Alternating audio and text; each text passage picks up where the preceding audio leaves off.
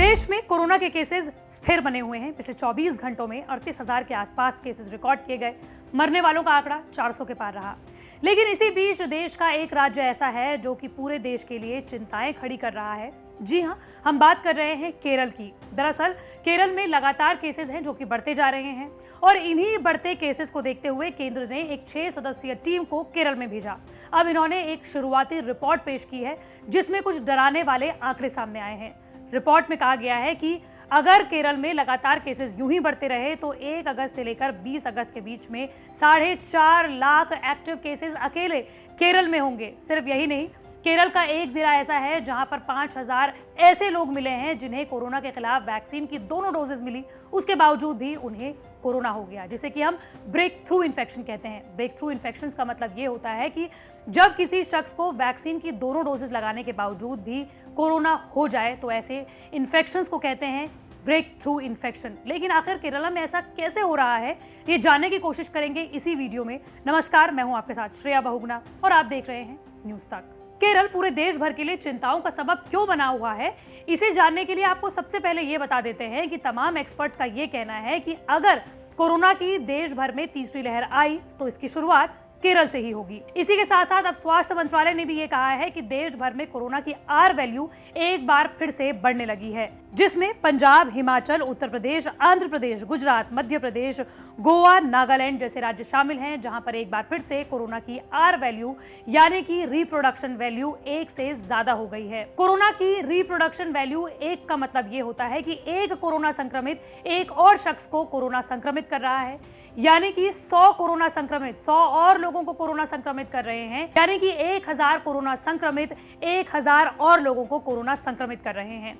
किसी भी महामारी को खत्म तभी किया जा सकता है जब कोरोना की आर वैल्यू 1 से कम हो। लेकिन अब एक्सपर्ट्स का कहना है कि जिस तरीके से केरला में लगातार कोरोना के केसेस बढ़ते जा रहे हैं और कोरोना की संक्रमण दर लगातार बढ़ती जा रही है, ऐसे में अब पूरे देश भर में कोरोना के केसेस हो सकता है कि आने वाले दिनों में और बढ़ जाएं। सिर्फ यही नहीं, केंद्र ने जो अपनी टीम केरल में कोरोना के लगातार बढ़ते हुए केसेस को जांचने के लिए भेजी है, उसके प्रमुख का कहना है कि केरल में ओणम का त्योहार जो कि 20 अगस्त को मनाया जाने वाला है, वो नजदीक आने के साथ साथ वहां पर पाबंदियों को हटाना शुरू हो चुका है। पर्यटन स्थलों को खोलने से चुनौतीपूर्ण माहौल और पैदा हो गया है। इसके साथ ही केरल में 2 जिले ऐसे हैं जिनका नाम है पथनमथिट्टा और तिरुवनंतपुरम, जहां पर ब्रेक थ्रू इन्फेक्शंस के मामले सामने आए हैं। आपको बताते चलें कि केरल में एक जिले में ही 19,000 मामले ऐसे सामने आए हैं जिनमें कुछ लोगों को कोरोना के खिलाफ वैक्सीन की 1 डोज लग चुकी थी और तकरीबन 5,000 लोग ऐसे थे जिन्हें कोरोना के खिलाफ वैक्सीन की दोनों डोजेज लग चुकी थी। हालांकि वैक्सीन लगने के बावजूद भी जिन भी लोगों को कोरोना हुआ उनकी हालत कितनी गंभीर थी और उनमें से कितने लोगों को अस्पताल ले जाया गया, इसकी जानकारी अभी तक इस रिपोर्ट में नहीं दी गई। आपको बता दें, कई मौकों पर हम आपको ये बता चुके हैं कि तमाम दुनिया की अलग अलग वैक्सीन कंपनियां हो या फिर अलग अलग विशेषज्ञ, उनका ये कहना है कि अगर आपने कोरोना के खिलाफ वैक्सीन ले ली है तो इसकी कोई गारंटी नहीं है कि आपको दोबारा कोरोना नहीं होगा।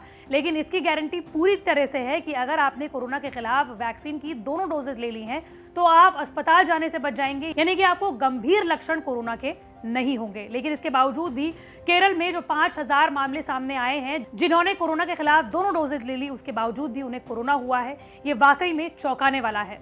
अब बात करते हैं कि आखिर ऐसा कैसे हुआ। इसमें एक्सपर्ट्स की अलग अलग राय है। कुछ एक्सपर्ट्स का कहना है कि जब पूरे देश ने कोरोना की दूसरी लहर देखी थी उस वक्त केरल में केसेस सबसे कम थे। उस वक्त केरल में डेल्टा वेरिएंट नहीं पाया जा रहा था, जबकि पूरे देश भर में कोरोना का नया रूप, जिसे कि हम डेल्टा वेरिएंट नाम से जानते हैं, उसने तबाही मचाई हुई थी। कई लोग ऐसे पाए गए जिन्होंने वैक्सीन लगा ली, उसके बावजूद भी उन्हें कोरोना हो गया।